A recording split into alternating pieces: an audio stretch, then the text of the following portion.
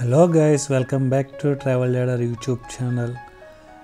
మీకు తెలుసు కదా, యాజ్ యూజువల్గా నేను 5 o'clock అయితే ఎనీ బైక్ రైడ్ స్టార్ట్ చేస్తూ ఉంటా.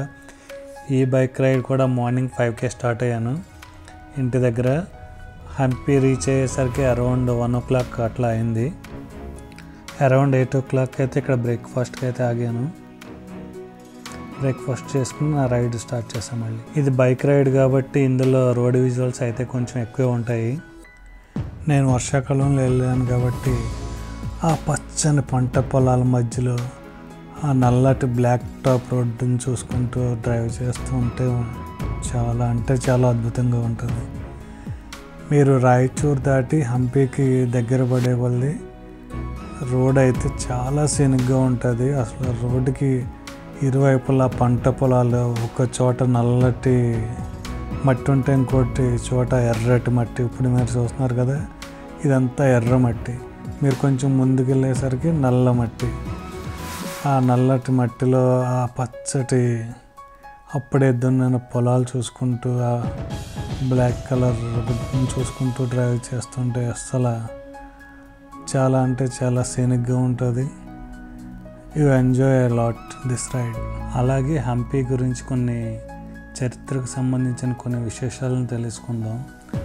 హంపి ఏంటంటే ఒకప్పుడు విజయనగర సామ్రాజ్యానికి రాజధానిగా ఉండేది. దీని వైభవం అంటే అద్భుతం. అసలు పతనమేమో అంతే విషాదకరం అన్నమాట. మొదట వైభవం గురించి తెలుసుకుందాం. శ్రీకృష్ణదేవరాయల కాలంలో ఏంటంటే అరౌండ్ క్రీస్తు 1509 నుంచి 1529 వరకు హంపి అనేది వరల్డ్లోనే అతి పెద్ద సంపన్న నగరాల్లో ఒకటిగా ఉండేది. ఫారినర్స్ కూడా దీన్ని సంపద చూసి ఆశ్చర్యపడేవారు. ఎందుకంటే ఇక్కడ వజ్ర వైడూర్యాలన్నీ రాసులుగా రోడ్డు సైడ్ కుప్పలుగా పోసి అమ్మేవారు. అందుకే దీన్ని స్వర్ణయుగం అని కూడా అంటారు.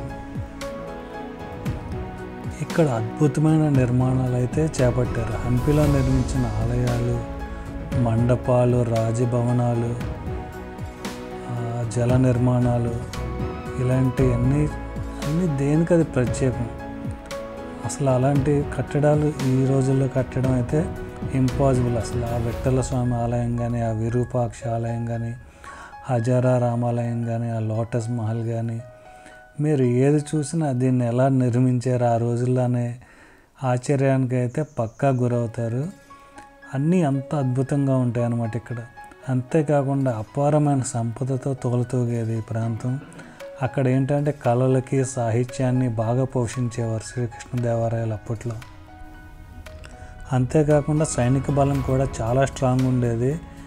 ప్రజల జీవన శైలి కూడా చాలా బాగుండేది. అందరూ సుఖ సంతోషాలతో జీవించేవారు. మెయిన్గా వ్యవసాయం, వాణిజ్యం, చేతి వృత్తులు అన్నీ అభివృద్ధి చెందింది. వెల్ డెవలప్డ్ సిటీ అని చెప్పుకోవచ్చు అప్పట్లో. ఇంతటి వైభవం, సంపద కలిగిన హంపి మీద వేరే వాళ్ళు కన్ను పడకుండా ఉంటుందా? అలాగే ఒక కన్ను అయితే పడింది.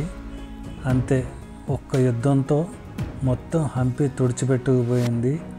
ఆ యుద్ధమే తల్లికోట యుద్ధం. ఈ యుద్ధం ఎవరి మధ్య జరిగింది, ఏమైంది అనేది కూడా ఈ వీడియోలో నేను వివరిస్తాను. ఈ తల్లికోట యుద్ధం అనేది 1565లో జరిగింది. ఎవరి మధ్య జరిగిందంటే శ్రీకృష్ణదేవరాయల తర్వాత అతని అల్లుడు అలియరామరాయలు పాలనలో ఈ యుద్ధం జరిగింది. ఎవరితో జరిగిందంటే దక్కన్ సుల్తాన్లు. ఈ దక్కన్ సుల్తాన్లు ఎవరంటే బీజాపూర్కు సంబంధించిన సుల్తాను, గోల్కొండ, బేదర్, అహ్మద్ నగర్కు చెందిన వాళ్ళందరూ కలిసి ఒక దక్కన్ కూటమిగా ఏర్పడి ఈ విజయనగర సామ్రాజ్యంపై దండెత్తారు.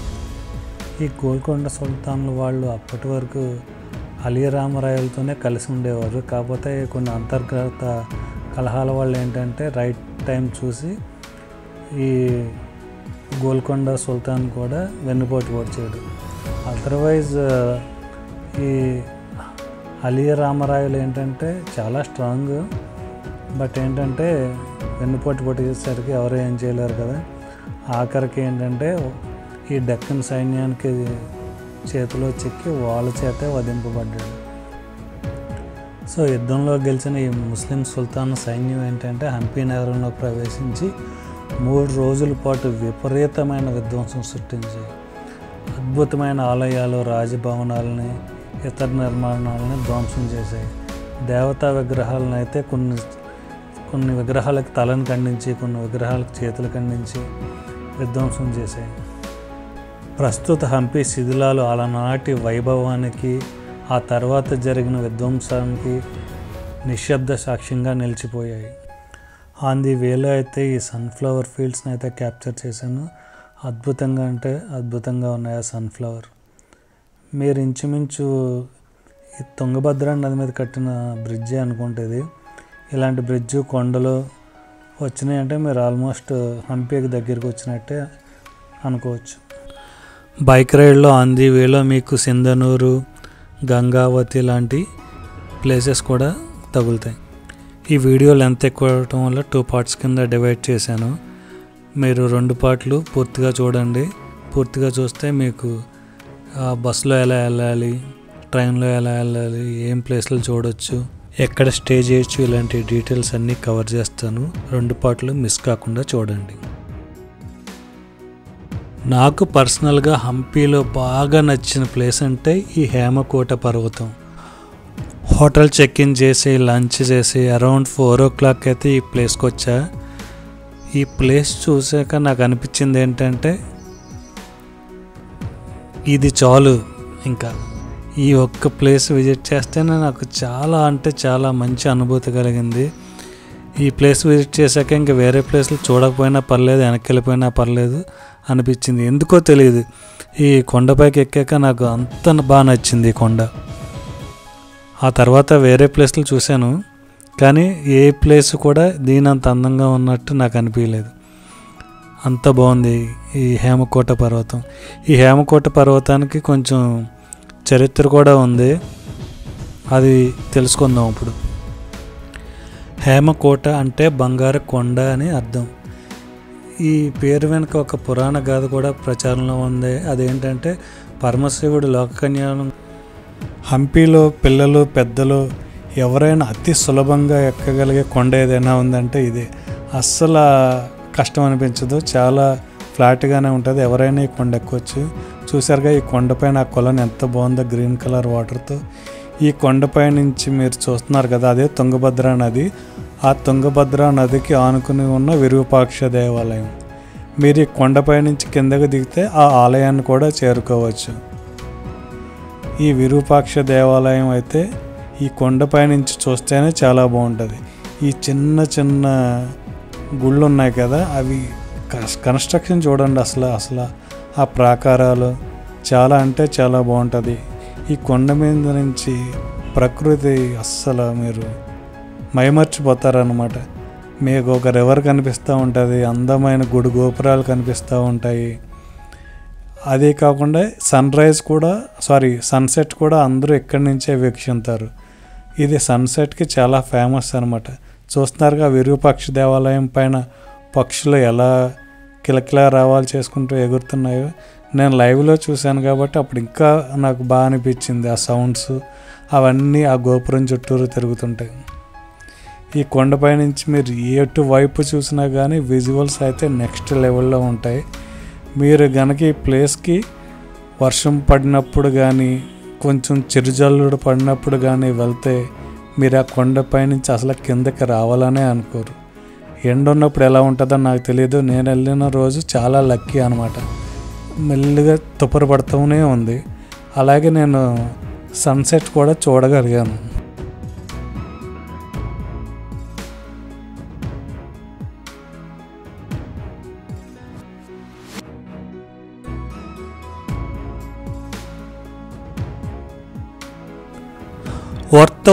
వర్త్ అంటారు కదా, అలాంటి ప్లేస్ ఇది. ఈ ప్లేస్లో అయితే ఇలాంటి చిన్న ఇది నేను చెప్పాను కదా, సన్సెట్ చూడడానికి మంచి ప్లేస్ అని. వీళ్ళందరూ సన్సెట్ చూడడానికి వచ్చిన వాళ్ళే. అరౌండ్ 6 o'clock 6:30 ఆ టైంలో అయితే సన్సెట్ అయింది ఇక్కడ. ఈ ప్లేస్ని మీరు అస్సలు మిస్ చేయొద్దు. లక్ష్మి అనే విరూపాక్ష దేవాలయంలో ఉంటుంది. ఈ ఏనుగు ఇక్కడ చాలా ఫేమస్. లక్కీగా నేను హేమకోట పర్వతం నుంచి కిందకు వచ్చి విరూపాక్ష దేవాలయానికి వెళ్ళేటప్పుడు చూశాను. నేను నాతో తీసుకెళ్ళిన బుటన్ గ్యాస్ ఇంకా క్యాంపింగ్ కిచెన్ సెటప్తో నేనే కుక్ చేసుకుని తిన్నాను. డే 1 అలా ముగిసింది. ఈ డే 2 మార్నింగ్ విరూపాక్ష దేవాలయం దర్శనంతో స్టార్ట్ చేశాను. ఈ టెంపుల్ టైమింగ్స్ వచ్చి మార్నింగ్ అరౌండ్ 6 AM ఓపెన్ చేస్తారు. అరౌండ్ 1 PM వరకు దర్శనం చేసుకోవచ్చు. Again 5 PM to 9 PM. Virupaksha దేవాలయం, ఆ పేరు ఎంత బాగుందంటే దేవాలయం ఇంకెంత బాగుంటుంది. ఈ దేవాలయంలో కొన్ని వండర్స్ కూడా ఉన్నాయి. ఒక డార్క్ రూమ్లోకి వెళ్తే ఆ గోపురం ఇన్వర్స్ అయి నీడ పడుతుంది. మీరు అక్కడ ఎవరినన్నా అడిగి తెలుసుకుని చూడండి. నాకు తెలియక నేను మిస్ అయ్యా. మీ హోమ్ స్టేని ఈ విరూపాక్ష టెంపుల్ సమీపంలో చూస్ చేసుకోండి. అరౌండ్ 1000-1100 అట్లా ఉంటుంది.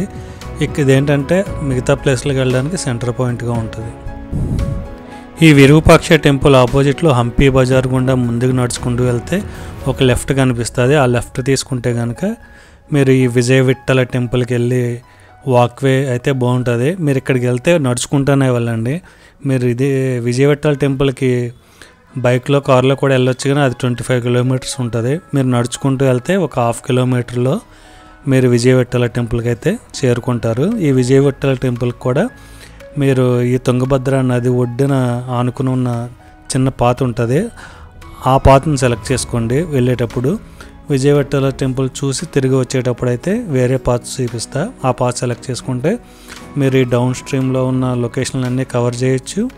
ప్లస్ వచ్చేటప్పుడు టాప్ హిల్ పైన ఉన్న టెంపుల్స్ కూడా కవర్ అవుతాయి. ఈ విజయ విఠల టెంపుల్కి వెళ్ళేది అయితే రోడ్ అయితే మటుకి చాలా సీనిక్గా ఉంటుంది.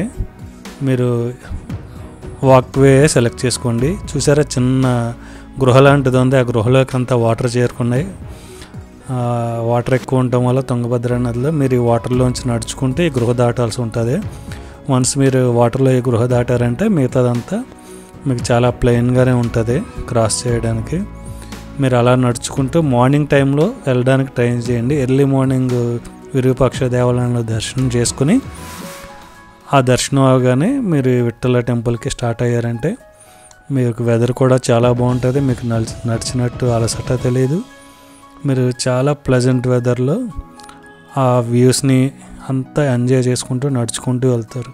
చూసారుగా, మీరు వెళ్ళే దారిలో అయితే మీకు కనులకి కనువింపుగా కలిగించే చాలా ఓల్డ్ టెంపుల్స్, ఆ వాటర్ స్ట్రీమ్ అన్నీ చూసుకుంటూ నడుచుకుంటూ వెళ్ళిపోవచ్చు. చూసారా, మనం మాటలోనే ఇక్కడ విజయ విఠల టెంపుల్కి వచ్చాం. ఈ స్టోన్ చారియట్ చాలా ఫేమస్ ఇక్కడ విజయ విఠల టెంపుల్.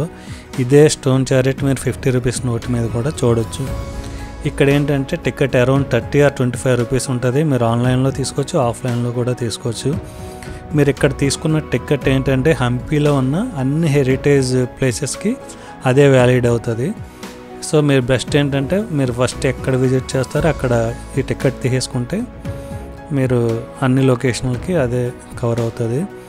ఇక్కడ ఇంకో ఫేమస్ ఏంటంటే ఈ టెంపుల్లో ఇక్కడున్న పిల్లర్స్ని మీరు టచ్ చేస్తే సరిగమలు పలుకుతాయి. మీరు చూస్తున్నారు కదా, ఆ పిల్లర్స్ అవే చాలా చిన్నగా ఉంటాయి. కానీ ఇప్పుడు మనల్ని ఎవరిని టచ్ చేయనివ్వట్లేదు. అందరూ వాటిని అలా టచ్ చేసి అవి పాడైపోతున్నాయని ఇప్పుడైతే టచ్ చేయనివ్వట్లేదు. లేదంటే కనుక ఆ పిల్లర్స్ నుంచి సరిగమలు మీకు వినిపిస్తాయంట. మీరు ఈ టెంపుల్ చుట్టూరు తిరగండి. తిరిగాక టెంపుల్ లోపలికి కూడా వెళ్ళండి. గర్భగుడి ఉన్న ప్లేస్కి కూడా వెళ్ళొచ్చు. అది కూడా ఏంటంటే చాలా చీకటిగా ఉంటుంది. అప్పట్లో ఎలా నిర్మించారో అర్థం కాదు. మీరు గుడి చుట్టూరు తిరుగుతారు కదా 3 సార్లు, ఆ తిరిగే ప్లేస్ కూడా లోపలే ఉంటుంది. అది కూడా చాలా చీకటిగా ఉంటుంది. ఈ ఆలయాల నిర్మాణ శైలి, ఆ శిల్పకళా సౌందర్యం మిమ్మల్ని ఒకంత ఆశ్చర్యానికి ఆనందానికి గురి చేస్తాయి. అంతలోనే మీరు టెంపుల్ లోపలికి వెళ్ళి ఆ గర్భగుడిలో మూలవిరాట్ లేకపోవటం చూసి చాలా బాధ కూడా పడతారు. నా ఫీలింగ్ అయితే అదే. చాలా అంటే చాలా బాధ అనిపించింది. ఎందుకంటే ఇంత కష్టపడి ఒక్కో శిల్పం చెక్కడానికి ఆ శిల్పి ఎంత కష్టపడి ఉంటాడు. ఆ నిర్మాణ శైలి అంత అద్భుతమైన నిర్మాణం. కానీ యుద్ధంలో విజయనగర సామ్రాజ్య రాజు ఒక్కసారి ఓడిపోవటంతో మొత్తం 3 డేస్లో ఆ ముస్లిం సుల్తాన్లు అంతా తుడిచిపెట్టేశారు. మన హిందూ సాంప్రదాయం ప్రకారం ఏంటంటే ఏదైనా గర్భగుడిలోని మూల విరాట్కి చిన్న డ్యామేజ్ అయినా ఇంకా అది ఆ విగ్రహం పూజకి అనర్హం అన్నమాట. సో ఆ ఒక్క రీజన్తోనే ఇంత మంచి టెంపుల్స్ ఇప్పుడు పూజలు అందుకోవట్లేదు, ఒక సందర్శన స్థలంగానే ఉండిపోయాయి. ఒకప్పుడు పూజలు జరిగే టైంలో మీరు అస్సలు ఒకసారి ఇమాజిన్ చేసుకోండి ఎంత లైవ్లీగా ఉండేవో ఈ టెంపుల్స్. చూస్తున్నారుగా టెంపుల్ పక్కన ఉన్న చెట్టు ఎంత అందంగా ఉందో, ఆ చెట్టు బ్యాక్గ్రౌండ్ నుంచి ఆ టెంపుల్, ఆ స్కై చూసారా. ఒక్కొక్క పిల్లర్ చెక్కడానికి ఆ శిల్పి ఎంత కష్టపడి ఉంటాడు. కానీ వాళ్ళు యుద్ధంలో గెలిచినంత మాత్రాన ఈ ఎంత మంచి కట్టడాలను డిస్ట్రాయ్ చేయాలా? ఇదే కింగ్ బ్యాలెన్స్. ఇక్కడి నుంచి మీరు ఆ స్ట్రైట్గా వెళ్ళారంటే ఈ కింగ్ బ్యాలెన్స్ ఆర్చ్ నుంచి స్ట్రైట్గా వెళ్తే మీరు వచ్చేటప్పుడు హిల్ పైన ఉన్న లొకేషన్లన్నీ కవర్ చేసుకోవచ్చు. ఇందాక చెప్పాను కదా, వెళ్ళేటప్పుడు ఒక రూట్, వచ్చేటప్పుడు ఒక రూట్ సెలెక్ట్ చేసుకోమని. మీరు వెళ్ళేటప్పుడు ఏంటంటే ఈ కింగ్ బ్యాలెన్స్ ఆర్చ్ నుంచి ఈ రూట్లో వెళ్ళండి. ఇప్పుడు నేను చూపిస్తున్నా కదా, ఈ రూట్లో నడుచుకుంటూ వెళ్తే ఏంటంటే ఈ నరసింహస్వామి టెంపుల్, ఇంకా కొన్ని చిన్న చిన్న గుళ్ళు అయితే ఉన్నాయి, అవన్నీ మీరు చూసుకుంటూ వెళ్ళొచ్చు. సో మీరు 2 రూట్లు కవర్ చేసినట్టు ఉంటుంది. మీరు ఈ విధంగా సందర్శించండి.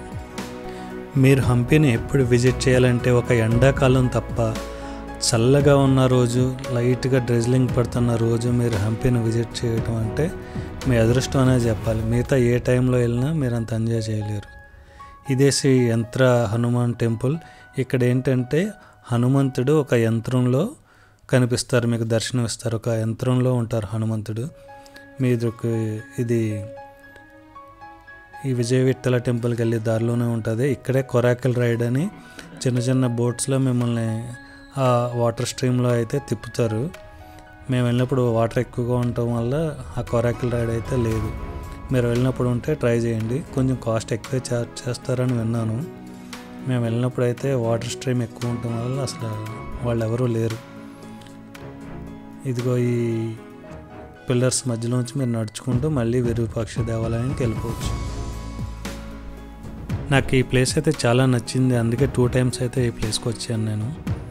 మీరు కూడా మీ హోటల్ దగ్గరలోనే తీసుకుంటారు కాబట్టి విరూపాక్ష టెంపుల్కి మీకు ఈవినింగ్ టైం, మార్నింగ్ టైంలో కుదిరితే ఈ ప్లేస్కి వచ్చి కొంచెం ఆ వాటర్ స్ట్రీమ్ పక్కన, నది పక్కన కొంచెంసేపు అలా వాటర్లో కాళ్ళు పెట్టుకుని కూర్చుంటే చాలా అంటే చాలా బాగుంది. నేను నా సెకండరీ అన్నీ విజిట్ చేసాక ఎక్స్ట్రా టైం ఉంటే ఇక్కడికే వచ్చి ఎంజాయ్ చేశాను. మేము ఈ విరూపాక్ష టెంపుల్ ఇంకా విజయ విఠల టెంపుల్ 2 కవర్ చేసుకున్న తర్వాత బ్రేక్ఫాస్ట్కి వెళ్ళాం. బ్రేక్ఫాస్ట్ చేసి తాయితీగా మేము మిగతా ప్లేసెస్ చూడడానికి అయితే వెళ్ళాం. మిగిలిన ప్లేస్లన్నీ ఏంటంటే కమలాపూర్ అనేది హంపీకి నియరెస్ట్ టౌన్ అనమాట.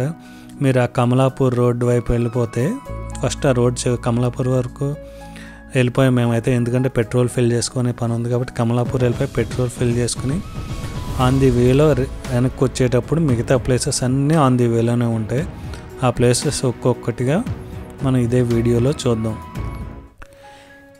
మనం వెనక్కి వచ్చేటప్పుడు విజిట్ చేసే ఫస్ట్ ప్లేస్ వచ్చి క్వీన్స్ బాత్. పేరులోనే ఉంది కదా, మహారాజులకు సంబంధించిన రాణులు వాళ్ళు అందరూ ఇక్కడే జలకాలాటలు ఆడేవారంట, స్నానాలు అయ్యి ఇక్కడే చేసేవారంట. ఈ ప్లేస్ చాలా గ్రీనరీతో నిండి ఉంటుంది అవుట్ సైడ్. అలాగే లోపల కూడా ఆ కట్టడాలు కూడా చాలా బాగుంటాయి. మీరు లోపలికి వెళ్ళి ఒక 10 minutes 5 minutes అలా స్పెండ్ చేయొచ్చు, మీరు చూడొచ్చు అంతా తిరిగి. ఆ తర్వాత నెక్స్ట్ ప్లేస్కి మీరు కంటిన్యూ అయిపోవచ్చు. లోపల అయితే కొన్ని ఫొటోస్ అవి దిగాము. ఆ పాత ఓల్డ్ ఆర్కిటెక్చర్ అది అయితే బాగుంటుంది. మీరు ఆ చిన్న చిన్న విండోస్ ఉన్నాయి కదా, ఆ విండోస్ అవి చూడడానికి అయితే చాలా బాగున్నాయి. ఆ విండోస్ నుంచి జూమ్ చేసి నేనైతే వీడియో తీశాను. ఇక్కడ నాకైతే బాగా నచ్చింది క్యాప్చర్ చేస్తుంటే. చూశారు కదా, ఏదో చార్మినార్లోని తిరిగిన ఫీలింగ్ వచ్చింది. చార్మినార్లో కూడా సేమ్ అదే ఆర్కిటెక్చర్ అలాగే ఉంటుంది. మీరు కనుక హంపీకి బై ట్రైన్ రావాలంటే నియరెస్ట్ స్టేషన్ వచ్చి హోస్పేట్. ఈ హోస్పేట్ నుంచి ఏంటంటే హంపీ అరౌండ్ 14 కిలోమీటర్స్ ఉంటుంది. మీరు కనుక ఆటోలో వస్తే 300 అలా ఛార్జ్ చేస్తారు. అదే బస్సులో వస్తే ఒక 20 రూపీస్లో వచ్చేయచ్చు. మీరు బడ్జెట్ ట్రావెలింగ్ అయితే బస్సులో రావడానికి ట్రై చేయండి. నేను ట్రైన్ డీటెయిల్స్ అయ్యి డిస్క్రిప్షన్లో ఇవ్వడానికి ట్రై చేస్తాను. ఆన్ ది వేలోనే ఈ శివ టెంపుల్ ఉంటుంది. ఈ శివ టెంపుల్ అయితే అండర్ గ్రౌండ్లో ఉంటుంది. మీరు ఇప్పుడు చూస్తున్నారు కదా ఒక ఆర్చ్, అక్కడి నుంచి నడుచుకుంటూ డౌన్కి వెళ్తే ఈ టెంపుల్ వచ్చి ఇంచుమించు అండర్ గ్రౌండ్లో ఉన్నట్టు ఉంటుంది ఈ శివ టెంపుల్. ఈ శివ టెంపుల్ కూడా చాలా అంటే చాలా అద్భుతంగా ఉంది.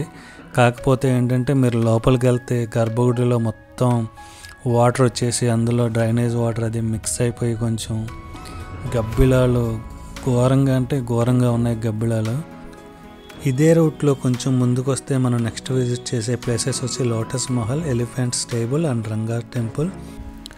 మీకు గుర్తుందా విఠ్ఠల టెంపుల్ దగ్గర మీరు ఒక టికెట్ తీసుకుని ఉంటారు. అదే టికెట్ ఇక్కడ కూడా యూజ్ అవుతుంది. మోస్ట్ ఆఫ్ ది ప్లేసెస్లో అయితే టికెట్ అవసరం లేదు. కొన్ని ప్లేసెస్లో అయితే టికెట్ అడుగుతున్నారు. అలాంటి అడిగే ప్లేస్లో ఇది ఒకటి. ఇదే బేస్మెంట్ అంట. కొందరు ఇక్కడ భరతనాట్యం చేస్తున్నట్టు దాని మీద పోజులు ఇచ్చి ఫొటోస్ తీసుకున్నారు. చాలా అంటే చాలా బాగా వచ్చినాయి వాళ్ళు కూడా ప్రొఫెషనల్ భరతనాట్యం చేసేవాళ్ళు అనుకుంటా. సో ఆ పోజెస్ కూడా చాలా బాగా పెట్టారు. ఇక్కడ చూసారా గాలికి ఆ పచ్చని పైరు అలా స్వింగ్ అవుతుంటే ఎంత బాగుందో గాలికి. చాలా అద్భుతంగా అనిపించింది నాకు అది. ఆ గ్రీనరీ అంతా అలా గాలికి నాట్యం చేస్తున్నట్టే ఉంది. ఇదే ఎలిఫెంట్ స్టేబుల్. ఈ ఎలిఫెంట్ స్టేబుల్ అంటే ఏంటంటే రాజుల యుద్ధంలో వాడే ఏనుగులను ఇక్కడే సంరక్షించేవారు అనమాట. వాటికి ఫుడ్ ఫీడ్ చేయడం అవన్నీ ఒక్కొక్క ఒక్కొక్క కేవ్ లాంటిది ఉంది కదా, ఒక్కొక్క గదిలో ఒక్కొక్క ఏనుగును పెట్టి వాటిని టేక్ కేర్ చేసేవారు అనమాట ఇక్కడ. ఇదే ఎలిఫెంట్ స్టేబుల్. ఈ లోటస్ మహల్ అనేది హంపీలో ఒక సుందరమైన చారిత్రక భవనం. ఇది ఏంటంటే తన ప్రత్యేకతను లోటస్ ఆకారంలో ఉండడం వల్ల దానికి ప్రత్యేకత సంతరించుకుంది. ఇది ఏంటంటే గుజరాతీ మరియు దక్షిణ భారత శైలిని కలిగి ఉంటుంది. ఇందులో ఏంటంటే కూల్ బ్రీజ్ వస్తుంది అనమాట అందులో లోపలికి వెళ్తే. ప్రజెంట్ అయితే లోపలికి అంటూ ఎల్లో చేయట్లేదు, మనం దాని చుట్టూ తిరిగి చూడాల్సిందే. సో ఈ అన్ని ప్లేస్లు ఒకే టికెట్ మీద మీరు చూడొచ్చు. ఇవన్నీ కూడా ఒకే చోట ఉంటాయి.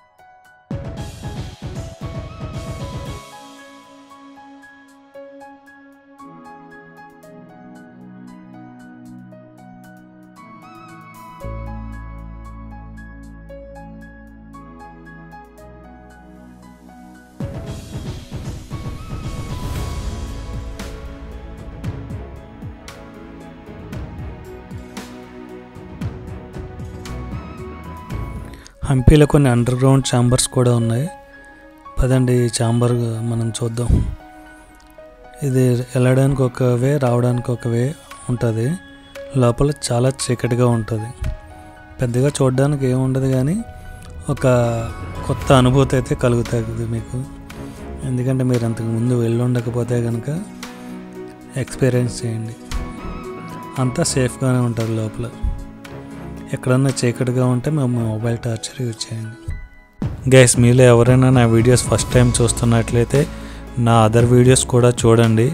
నా ఎఫర్ట్ మీకు నచ్చితే కనుక ఒక లైక్, సబ్స్క్రైబ్ ఇచ్చి నన్ను ఎంకరేజ్ చేయండి.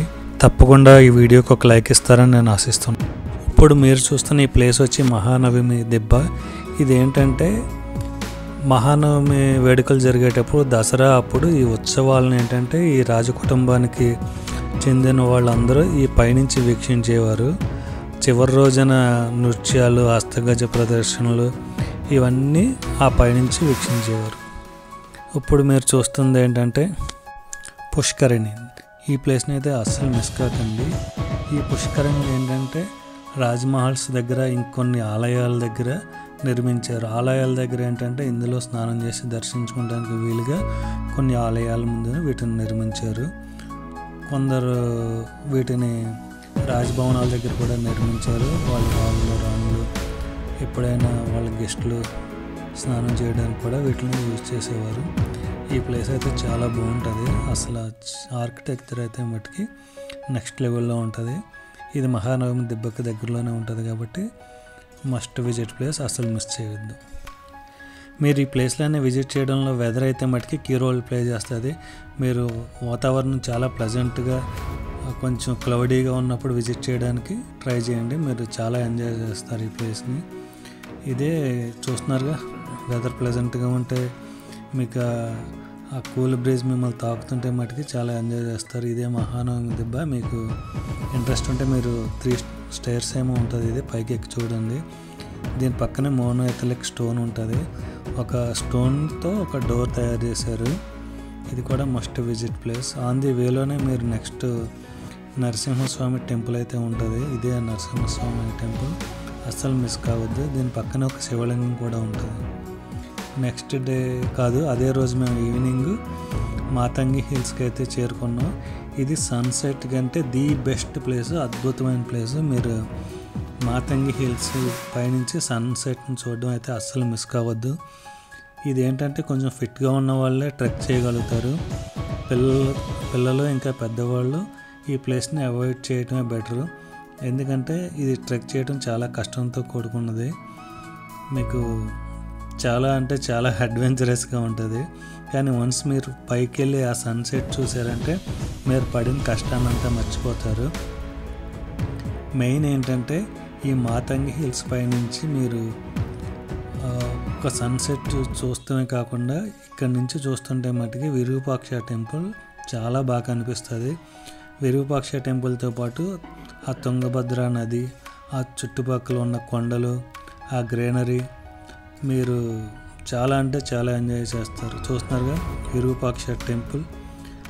ఆ సన్సెట్ టైంలో చూస్తున్నారేమో, ఆ సన్సెట్ టైంలో ఆ క్లౌడ్స్, ఆ ఆరెంజ్ కలర్ సన్ను, ఆ మధ్యలోంచి జూమ్ చేస్తే విరూపాక్ష టెంపుల్ వ్యూస్ అయితే నెక్స్ట్ లెవెల్లో ఉంటాయి. నేను వీడియోలో క్యాప్చర్ చేస్తేనే ఇంత అందంగా వచ్చింది.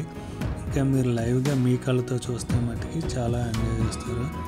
ఇక్కడ మీకు కొన్ని టీ లేదా వాటర్ బాటిల్స్ కొన్ని దొరుకుతాయి.